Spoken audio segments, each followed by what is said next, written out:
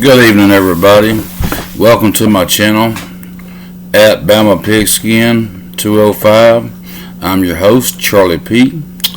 Before we get started, look down, check, make sure you subbed up, smash that like button, and set that notification for new upcoming content. What I want to talk about today, which is a really hot topic right now around the country, especially in the SEC, Southeastern Conference. Lane Kiffin, I think, is where a lot of people are hearing rumors that he will be leaving Ole Miss. I know the Ole Miss fan base don't want to hear it, and a lot of them are saying, no, he's not going to go nowhere. If you could take a page out of Nick Saban's book, you remember before Nick Saban came to Alabama, when he was coaching the Miami Dolphins, he said, no way, shape, or form am I leaving Miami. I am not going. Might as well put those rumors to rest and quit asking. Just don't ask. I already told you I'm not going, so stop asking. And what did he do? He went right on over. So, yeah, he's keeping it close to his chest, close to his vest, He's not going to tell nobody what he's going to do until he gets ready to. But the rumor is, after they play the Egg Bowl, is when he will give a definitive answer. So I wanted to just read a little article, just a little bit of information about the situation. Lane Kiffin has not yet decided on a new coaching job, but he is reportedly considering offers from both LSU and Florida, which obviously we know there's an opening at both places. While reports previously suggested that he was a top candidate for Florida, more recent speculation has emerged about LSU, with reports indicating they are preparing a substantial contract offer.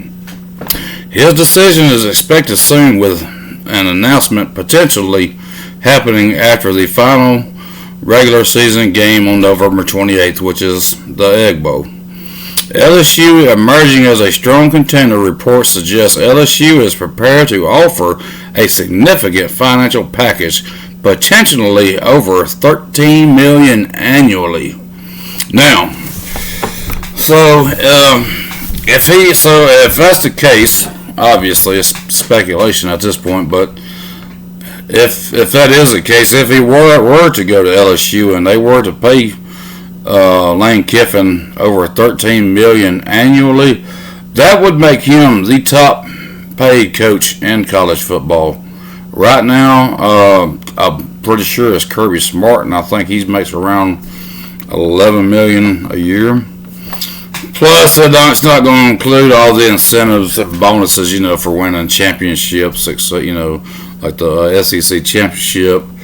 You would get a nice bonus there, probably $250,000, $300,000, $250,000. And then, not sure how. I remember when Nick Saban was there, when there was just a 14 playoff, how it kind of went. But I'm not sure how that would go in the playoffs. Maybe so much per, playoff game, you'd get another bonus or whatever. And not only that, but $13 million annually, I'm sure if they could get him, they would at least try to get him in an 8 to 10 year contract. So let's just say 10 years, because that's kind of easy math. Let's say 10 years at $10 million, that'd be $100 million. It'd be $130 million. That is a lot of bread, folks. A lot of bread. Other factors, Kiffin has stated that money is not the primary factor in the decision. We know, well, it may not be. I'm not going to say, because he makes good money now. So he's not hurting by no means, that's for sure.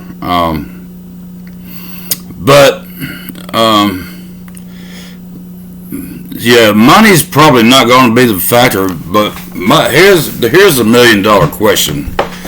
Can Lane? I think Lane Kiffin's a good coach. He's coached under really good coaches. Obviously, most recent, Nick Saban. Trying to think of the other guy's name. I can't think of him right off, but I think he's a guy with with NASCAR plus did NFL. Can't think of his name right off. Drop it in the comments. Help my old brain remember. Anyway, I just had it on the tip of my tongue. Anyway, so Pete Carroll. So so he's been under some really significant coaches that has done really well in the NFL and in college. So he's got a lot of knowledge, been around good programs, he knows how to run.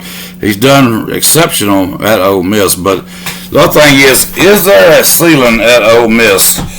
Now, I would say definitely before the NIL era came about, I would definitely say Ole Miss is not a blue blood college. It's just not a blue blood college, especially as far as athletics are concerned. When you think about blue blood colleges winning championships, probably the first team that comes to mind would be Alabama, and then probably Georgia. Florida Gators, Ohio States. Those are all blue blood colleges. Those colleges are where the great coach, the best coaches, want to get there. That's where they want to coach at and cut their teeth at, right there. If you could get into one of those, then you had a good chance of winning a championship. All the talent you're gonna get all the good talent. But now it's a different story. Look at Vanderbilt this year. Like last year, actually, Vanderbilt, they were one of the lowest SEC teams on a totem pole. Got the brakes beat off of them every year. And just, a few years into this NIL deal, they're looking at making the playoffs this year. So, does Ole Miss have a cap? I mean, now it's really coming down to dollars and cents. Now, it used to be, well, if I go to Alabama, I know I'm going to go more than likely I'm going to go to the NFL because this is where all the scouts are. The scouts are coming to Alabama looking for talent. Or if I go to Georgia, same thing. If I go to Ole Miss, that's where the scouts would go. But now that landscape has changed. The brand and all that. Now, look at Texas A&M this year. They're a good example. Texas is known. They're big for everything, but I have heard that they really put out the money. And they're undefeated this year. They were just saying with this 12-team playoff, the way these schedules are now, that there probably you would not see an undefeated team anymore. Now, granted, they have a fairly easy schedule. So if they had Alabama's schedule, would they be undefeated? I doubt it. If they had Georgia's schedule, I doubt it. So anyway, but it is surprising that they are undefeated. I'm surprised they hadn't at least lost one game. But anyway, that just shows you, the new NIL era. That's basically what it did was level the playing field. So now the talent's getting spread out everywhere. So what used to be, blue blood schools like Alabama, Georgia, your Floridas and all them. The love's getting spread out now. It's leveled the playing field.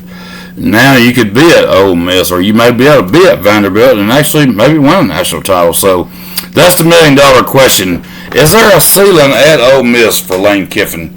Can Lane Kiffin win a national title there? That is the question. And that is the reason why everybody thinks that he's going to take one of the two jobs. He's going to take the LSU job, or he's going to take the Florida job.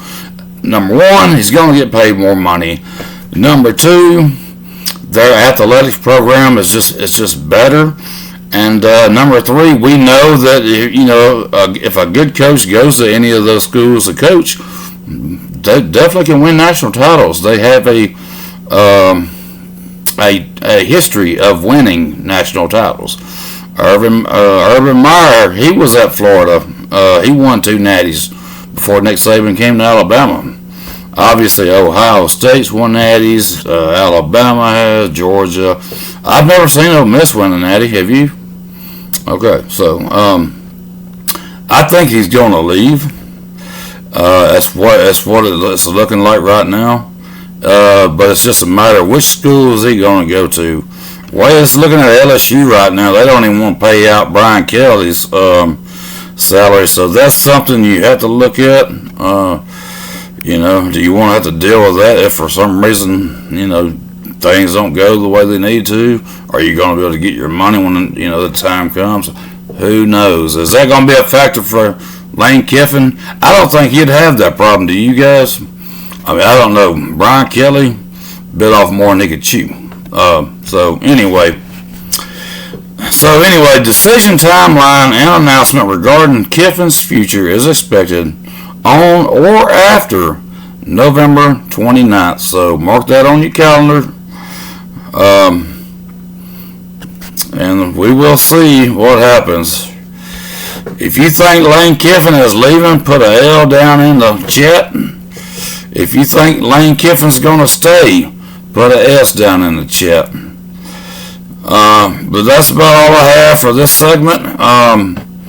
Anyway, you guys have a good evening and roll damn tide.